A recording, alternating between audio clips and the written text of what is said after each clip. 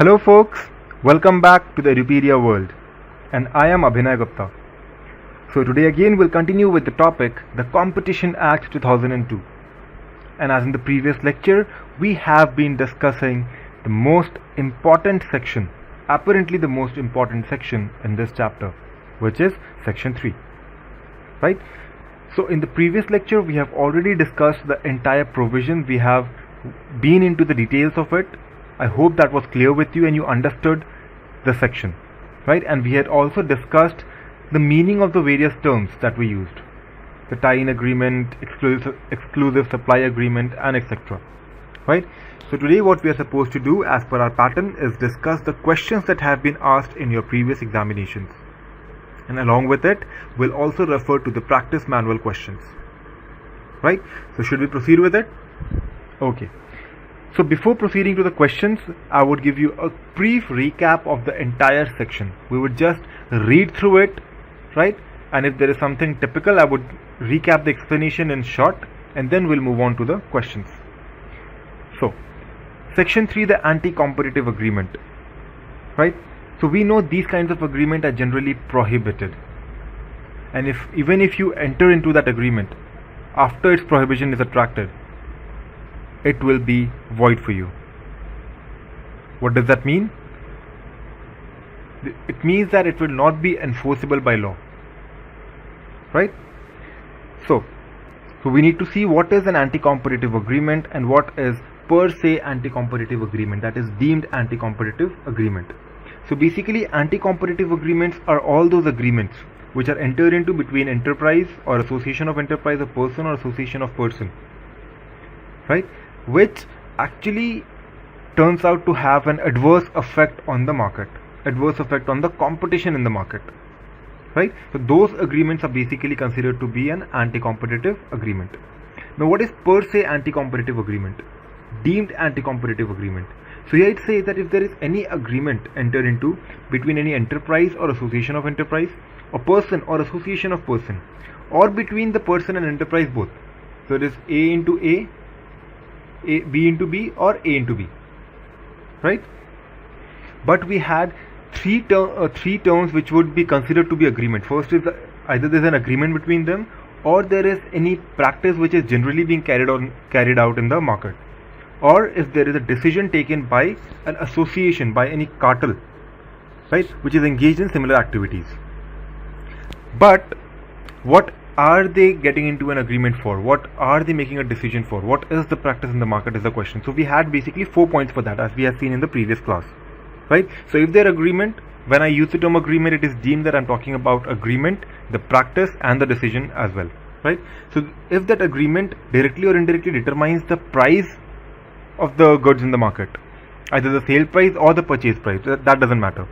So if it is determining the price in the market, that agreement would be an anti-competitive agreement, right? Or otherwise, if it limits or controls the entire cycle. What is the cycle? The production, supply, and then we were talking about the market, technical development, investment, everything. If it limits or controls any of these activities, right, it would be considered to be an anti-competitive agreement. Third is if it shares the market or the source of production, either geographically or on the basis of the number of customers or any other certain matters, such matters, right? And the fourth is if it directly or indirectly results in bid rigging and collusive bidding. So I hope you remember what bid rigging was and what was collusive bidding. So bid rigging was basically a bid whereby the person who would get the contract is already defined, right? They have already had a contract, but just for the purpose of showing that yes, they had a fair bid, they're entering into a bidding process, right? And collusive bidding is whereby they inflate the price. Remember, I will not go through the entire definition. I'm just trying to give you the differences between the both, right? And then we had some other type of agreements as well, which were the tie-in agreement. Tie-in agreement means if you are taking this, you will have to take this. Otherwise, I'm not giving you any one of them. That was tie-in agreement. Remember? Then we had the exclusive supply agreement, that if you are supplying or if you are buying my product, then my product will be the only product that you are dealing in. You will not buy the competitor's product. If you are going to get the competitor's product, if you are going to distribute the competitor's product, I will not give you my product. So you will have to enter into a contract like that. right? So that is exclusive supply agreement. And similarly, we had the exclusive distribution agreement, that I will not distribute it if you are distributing the other product, right? Whatever it is. Then we had the refusal to deal, and for this I had given you just one single term, that is boycott, right? But basically, in the terms of the definition, if you see, then the refusal to deal includes any agreement which restricts or is likely to restrict by any method either the person or the class of person to whom goods are sold or from whom goods are bought. It is as simple as that. So it does not use a harsh word of boycott, but it again says yes, it restricts, right? Okay. Then we had the last one, which was the resale price maintenance. So over there we saw that the sellers or the manufacturers, they may demand a certain price to be fixed in the market. It's price flooring, that you will not sell below this price.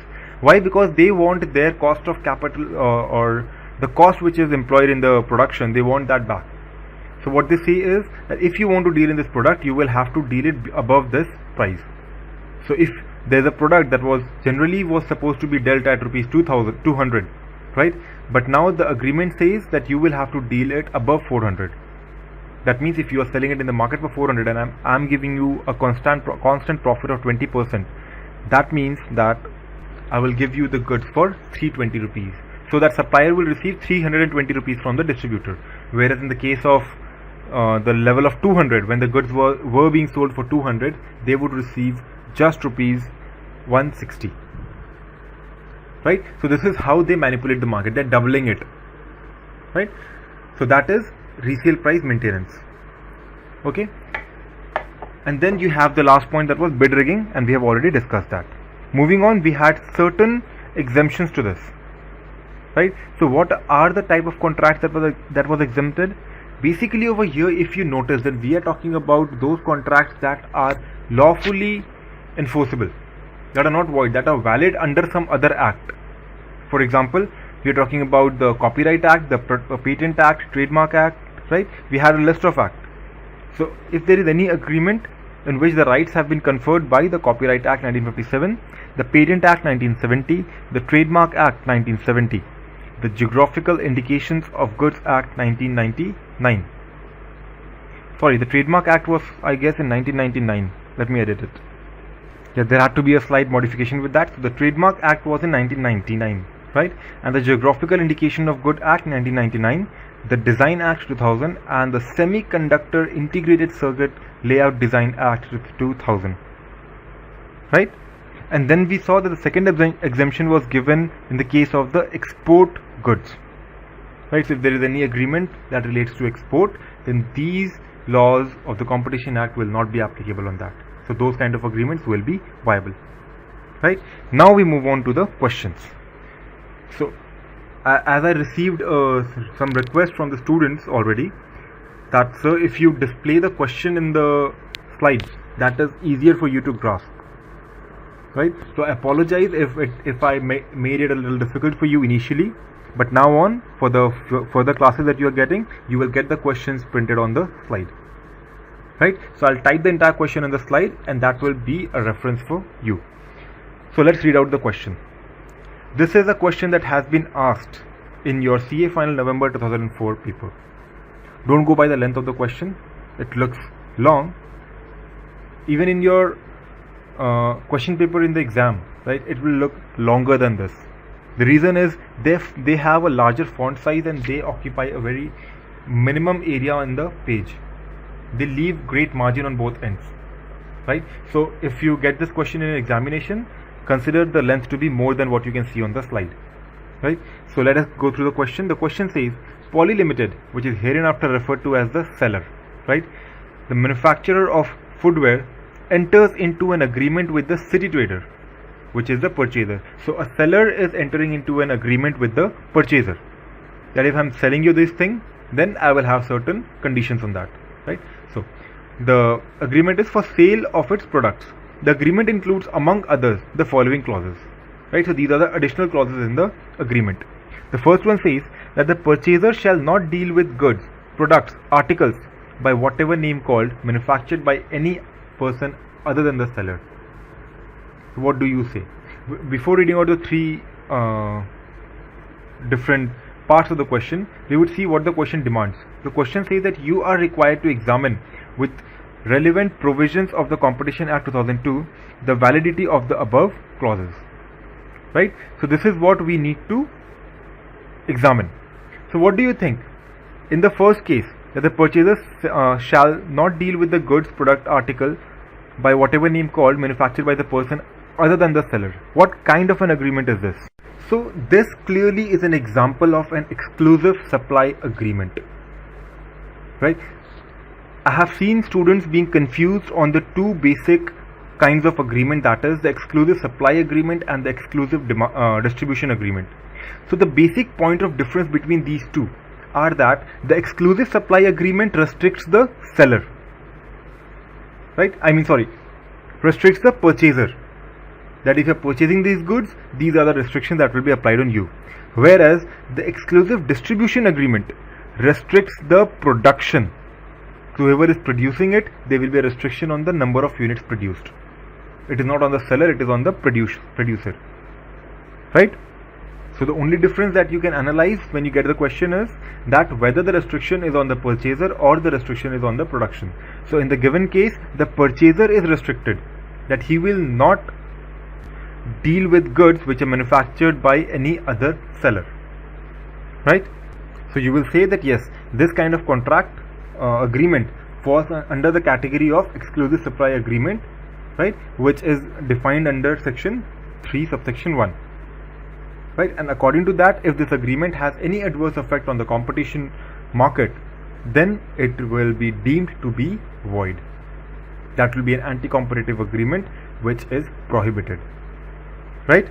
Next, that the purchaser shall not sell the good manufactured by the seller outside the municipal limit of the city of Sikandarabad. So this kind of agreement is a typical exclusive distribution agreement. Right? Over there, in the previous case, you had a restriction on the purchaser that you will not go ahead with any other person. Right? That was a restriction. The company, right, the manufacturer, he could produce as many units and distribute it to as many people in the market and go to any other market. But the purchaser shall do whatever he wants, but he will not deal with some other person's good. So the restriction was exclusively on the purchaser in the previous case. But over here, the restriction is of the product going beyond the municipal limits of the Sikandarabad. Right? So the purchaser will purchase the goods, and he can purchase the good from anybody. The purchaser has no limit over there. But over here, the distribution, the production is limited. For that purchaser, we will supply you only the quantity that is required for Sikandarabad. You get the point?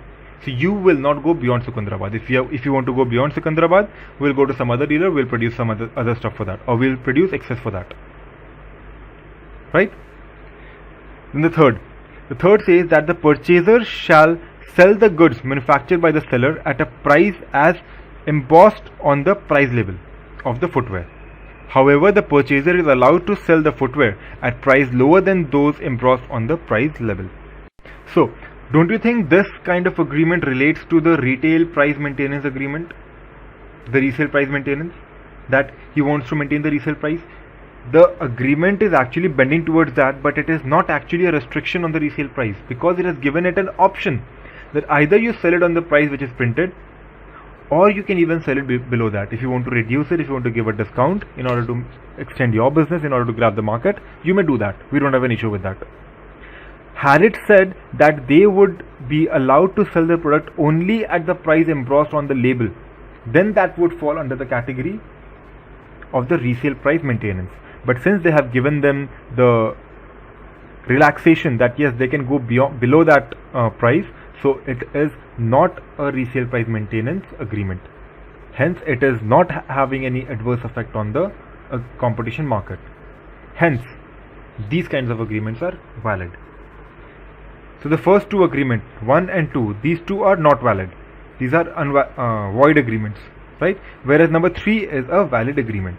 So this is how you write your answer. But before writing your answer, point 1, 2 and 3, before giving the answers to them, you will have to write the name of all the agreements that have been covered under section 3 subsection 1. right? You will name them that yeah, these are the agreement, and in one line you will also define that yeah, this agreement means this agreement means this. Because again you will have marks for that, because when your examiner, the person who is checking your paper, when he will have your paper in his hand, he will have the suggested answer on the other hand. So when he sees a big portion of the answer missing, that may not be logical, because if you get a 5 marks, 6 marks question, this one in the examination, a 4 mark question in the examination basically, then writing this hell lot will take a lot of your time, right? So if the weightage of the question is very low, if you have a 4 mark question over here, then go by explaining the 3 points. But if you have a 6 mark question or above, you will have to write the entire thing. That is what the examiner expects out of you, right? Moving on to the next question. Next we have a question that is from CA Final November 2013, right? Yeah, and I forgot to mention the previous question that we did, right? This one, CA Final November 2004. This is the same question that has been repeated in your practice manual. If you are referring the latest practice manual, it is question number 3 over there. You have word to word same question and the same answer over there, right? Moving on to the question in CA Final November 2013. A truck manufacturing company proposes to enter into distributorship agreement.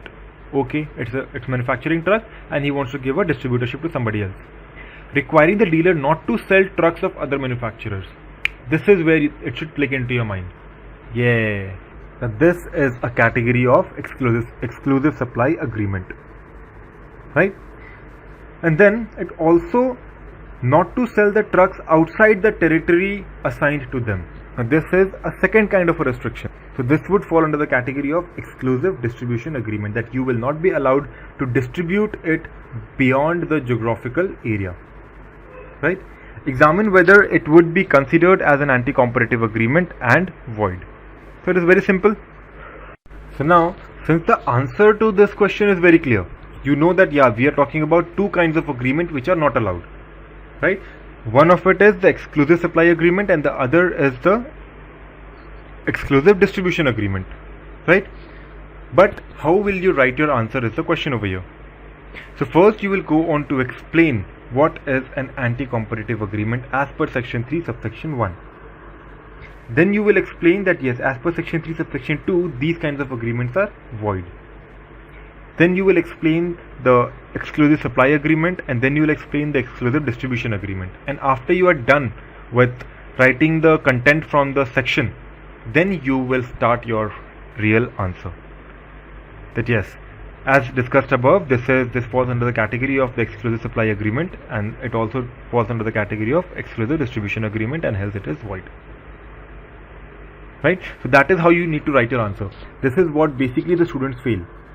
So even though you think that yes, I have attempted 95 mark question in the examination, and as according to me all the provisions that I have written are correct, I have analyzed the answer, I know that yes, they are right, but still you scored 50-55 somewhere around that, right? So what is the reason? The reason is that you lack what institute is demanding. That may not sound very reasonable, that okay, I'm writing the answer, I'm giving the answer, I'm giving the explanation and everything, why do I need to quote it, and that too beforehand? Why is this kind of a format? I would give the answer and then I could explain it. The answer is no,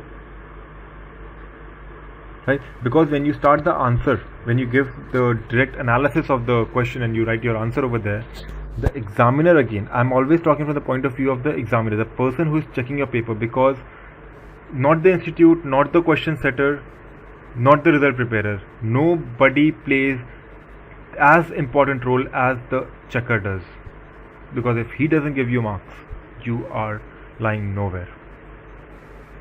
No matter how much you have studied, no matter how much you have written, all you need is the marks. So there may be a possibility that yes, he reads through it and he understands that you have not given the explanation, and then you have directly started with it and you are going ahead. That means first of all you don't know how to write the answer, and secondly maybe afterwards you have written just extended the answer. That is the place over there. You must have extended the answer. So there may be a preconceived notion in his mind, and instead of 4 he would give you a 2, although your answer is correct, right? So having the content in your answer is not the only important thing. The important thing is writing it into the proper format, right? But if your luck is good and you get a good examiner, good checker actually, then what happens is, if the provisions are there in the answer, they take it and they give you the marks. That okay, he has got the point and he has written the right answer. Unlike audit, answering law is still an easier task because you have straightforward provisions. This. Whereas in audit, if you write your answers, then you will have to quote. First, you will write that yes, this portion falls under SA 240, and then you will write what is exactly said in 240. If there are 4 points given in 240, you will have to write those 4 points only. Then you get the marks. Else you don't. Right? So we'll discuss about that later in detail. We move on to the next question, that is, what are the agreements prohibited under section 3 subsection 1 of the Competition Act 2012? And this is a very simple question for you, right? You will just have to write down the 5-6 agreements. Remember, when we are talking about the agreements, as you have seen in the slide, I had also mentioned bid rigging as a 6th agreement, right? But that is not a part of your section. Section 3 subsection 1 only specifies the 5 kinds of agreements, that is tie-in agreement, exclusive supply agreement, exclusive distribution agreement, refusal to deal, and the resale price maintenance. So you will have to mention all those 5 names and then you will have to define them. That is only what is given in this question. This question has not been asked in your examination, but this is given in your practice manual. You have a straightforward question in the practice manual. What are the kinds of agreement that are prohibited? Explain. Finish. Right? And the question that we have done above, which is CA final November 2013, right? This question I'm talking about. This is also given in your practice manual. If you open your practice manual and you refer to question number 21, right? It is the exactly same question. Okay? So that is all for the day. We are done with section 3. We'll continue with the other provisions of the Competition Act in the following lecture. Stay tuned. Until then, this is Abhinay Gupta signing off. Thank you. Bye-bye.